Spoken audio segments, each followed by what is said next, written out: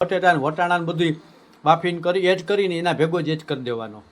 વસ્તુ યાદ રાખવાની, બ્રેડ તેલ પીવું જ ન જોઈએ જરાય.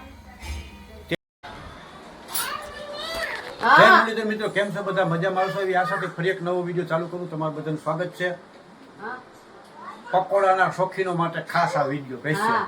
પકોડા તેલ મૂકી દીધું છે, બ્રેડ ભરી લીધું છે, લોટ બાંધી લીધો છે અને એક મસ્ત મજાની વાત કરવાની છે. પકોડાની અંદર એવી બે વસ્તુ નવી ઉમેરશો એટલે જે દુકાને બનશે ને એના કરતાં 10 ગણા બેસ્ટ પકોડા બનશે.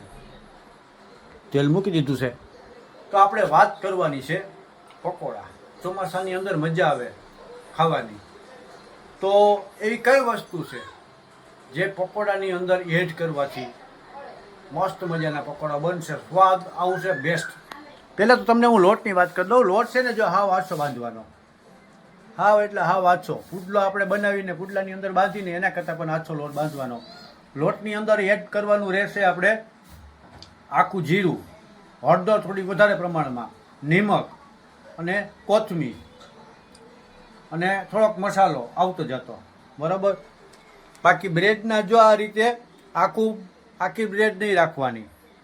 ખાસ ધ્યાન રાખજો મિત્રો, જ્યારે તમે મસાલો ભરી લ્યો ત્યારે આવી રીતે બે ભાગ પાડી લેવાના, એટલે તરવામાં સહેલું રહે અને સળે પણ એકદમ મસ્ત મજાની.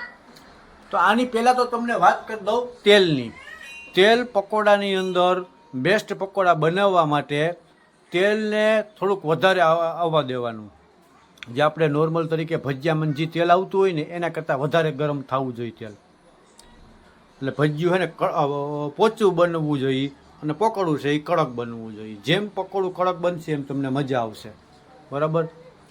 તો આપણે ધીરે ધીરે વાત કરવાની છે પકોડાની અંદર કઈ બે વસ્તુ એડ કરી.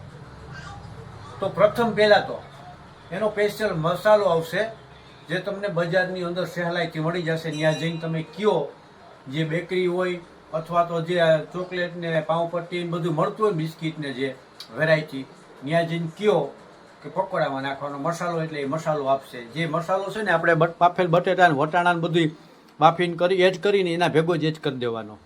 પછી બીજા નંબરની અંદર જે મેં મહત્વની ટિપ્સ કરી છે તે છે વરિયાળી. વરિયાળી આની અંદર એડ કરવાથી મસ્ત મજાનું પકોડું બનશે, આપણી ગેરંટી. આપણે ધીરે ધીરે તેલ આવવા માંડ્યું છે, બરાબર. તમને હમણાં બતાવું પકોડા રેસીપી. જામ કેમ મસ્ત મજાનો પીળો કલર પકડી લીધો.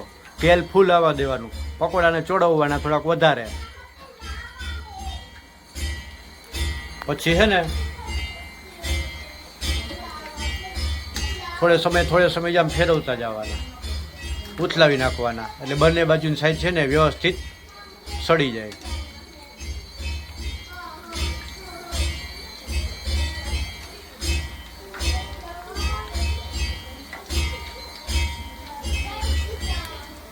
જ્યાં સુધી કડક ન થાય ને ત્યાં સુધી ઉતારવાના નહીં.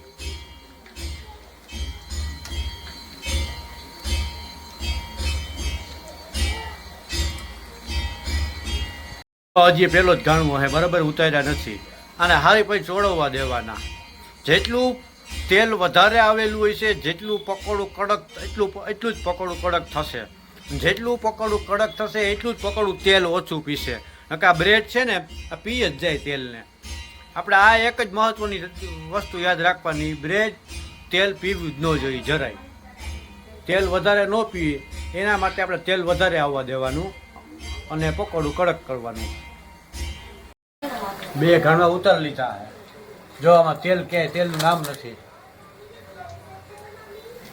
ત્રીજો ઘાણો મૂકી દીધો. એટલા છે લોટ. ચડવા દેવાનું મહત્વ વ્યવસ્થિત.